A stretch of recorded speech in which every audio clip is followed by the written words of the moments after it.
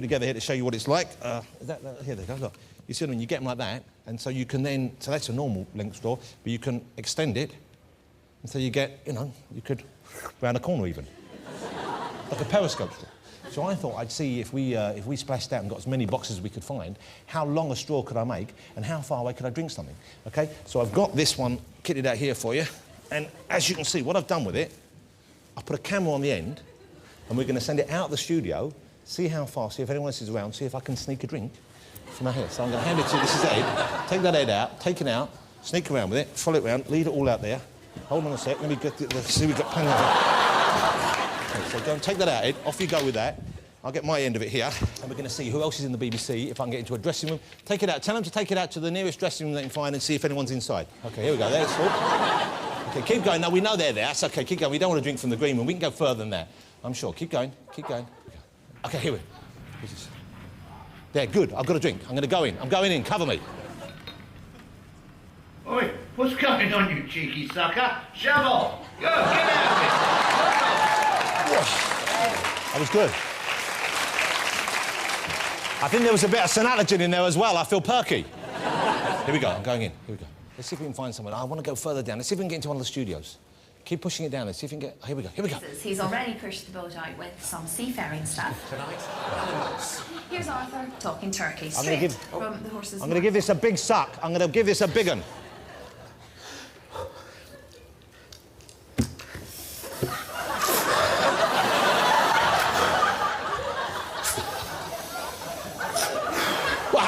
I won!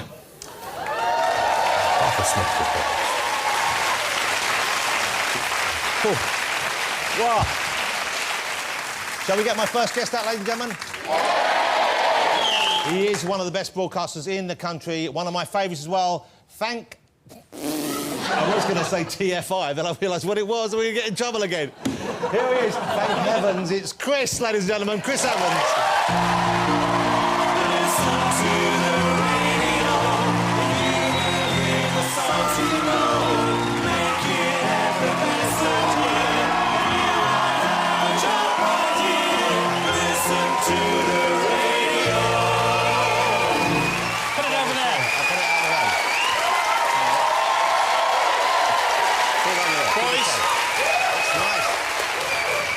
So we've got that. What now? So you brought a bowl of water on. Is that for now? Is that for later? What is that? Well, do you know what it is? You know when you go for a ride out somewhere, yes. you know, or you go on a journey, a day trip, or you take things you might need. That's true. So I'm on a chat show. I brought some things I might need. So in case things you want to liven them up, or you want to show, you've got that there. Well, I've got that there. I've got some funny stories in my head because I might need those. Good. I've got me Ginger Island book. What is the Ginger Island? You might find out if we need it. I see. So it's not necessarily we're going to stumble upon that. No, but that's there. We can use that if it goes a bit flat in the middle. Okay. All right. Well, hang on. You've seen this show. It never goes flat in the middle. Thank heaven. Thank heaven.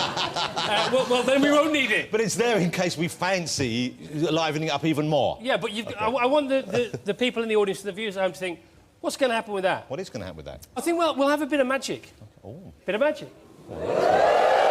TV magic, okay, TV gold. Let's save that then. We'll save that. Yeah. I'm now excited. I know you're excited, I can tell. I was excited anyway, you're coming on, but that's even more excited. Hey, Chris, when did your hair turn that lovely snowy white so you now look like a wise old owl? Like someone who would bring you mail in Harry Potter, rather than you used to look like a little ginger ball of fun, and now you look like a beautiful old cat that's best days are behind him, that lies by the fire, slightly, well, it's true, slightly injured, and you're thinking, should I put it out of his misery? No, because he's my friend, he's my companion. Well, that's nice. He's actually turned this colour when I heard I was coming on your show. Because I was so nervous about coming on the show. No, you know I was. But I can't believe... Can you believe he would be nervous? Because you've done live shows over the years you've done... I mean, I don't know how many years you did The Big Breakfast for, but it was a good 17 years. Okay. It was a while, a chunk of your life. And that was a big, explosive, exciting show where they threw everything at you. You did a bit of everything. You did game shows, you did interviews, you did current affairs, you did everything on that show. You cope with that. Why would an interview hold any problems for you? Because I don't know. I watch your show and, you know, you're very good and people come on and, you know, when people used to come on TFI Friday, you know, it's up to them to make it happen. And I've never really done that. I did Parkinson once, which was... No, it's not the same, is it? It's like being in a library. to be honest. but this is on fire. We're rocking, you know. So I just don't want to let you down. Well, you won't let me down. Of course you won't. But I wondered whether, when someone told me you were nervous, I thought, well, I wonder if it's because he hasn't done as much TV recently, because you deliberately stepped away. Well, for a while you stepped away from work. Really, life, actually, Jonathan. Yeah. Well, you did. How long did you holiday for, if you count that as a holiday? Well, I mean, I holidayed a bit while I was still at it, because I didn't put any effort in anymore, you know, and I lost the plot. But I went away in the wilderness for, like, I think it was 5 or 6 years. In fact, the first series of this show, and I can't remember when that was. What year was that? This was, I think this was 2001. OK, because you wrote to me and you asked me to come on your first series. I did. And you gave me a lovely handwritten note, and it came to I lived on a farm at the time. I had my own farm. It was delivered by an owl, a silver-haired owl. Yeah, it was. That's where I got the idea from. Let's go with that, I thought. That's a look, yeah. And you gave this lovely handwritten note, and I thought, and I wrote back to you, I said, I'm not at it anymore. And I never thought, I actually never thought at that point I'd ever do anything like this. So you never thought you would go back into not just TV, but radio as well? Everything. I was gone. I was digging holes. I literally was digging holes. I was crazy. I was crazy. I'm still a little crazy. That's why I was nervous about coming on in case I got crazy. Oh, no, I'm getting crazy. But how did you get crazy? Because I just lost control of the whole situation. I worked really hard as a kid. That's what the book is all about. OK, now Chris has got a book out, which is, it's kind of the first chunk of your life story. It doesn't come right up to date, no, but it covers some very interesting, exciting years. It starts with you being a little kid. Being born. Being born, OK, yeah. starts right near the beginning. Yes. Depends whether you believe in reincarnation or not. And it goes through, it's called It's Not What You Think, and it goes through the periods when Chris became, like, you know, ubiquitous. We all know who Chris was. You couldn't turn on the TV and radio without seeing him, it seemed, and then the kind of point where you begin to change. Yeah, well, what happened was I worked really hard. You know, as a kid, my dad died, got a job in a paper shop because he wouldn't let me work for a living because he didn't want his kids working. He thought, no, I'm going to give him the pocket money. Then Dad passed away, got a job in a paper shop, worked as a paper boy. Then I was the marker-upper. Got a bit of a promotion. Then I collected the money from the rounds. You know, when people have their papers delivered, some people are not only too lazy to have to go and get their papers, but to pay for them at the end of the day. You've got to go and get that off them as well. I'm so lazy now. I pay someone to read the papers for me as well. I get delivered and I don't even look at them. I thought you had a wise old owl who delivered them for you.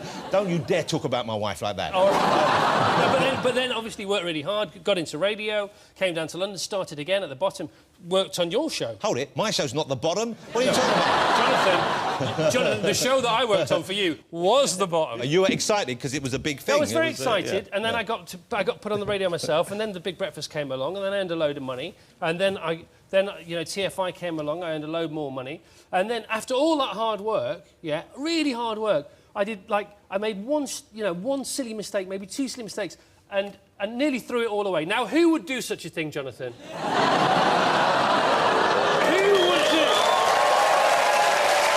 would do that? Well, I don't know. What? I don't know. Well, I don't know either. It's only me. I don't think there are any parallels that can be drawn from that whatsoever. But you said you made a couple of mistakes. I don't remember you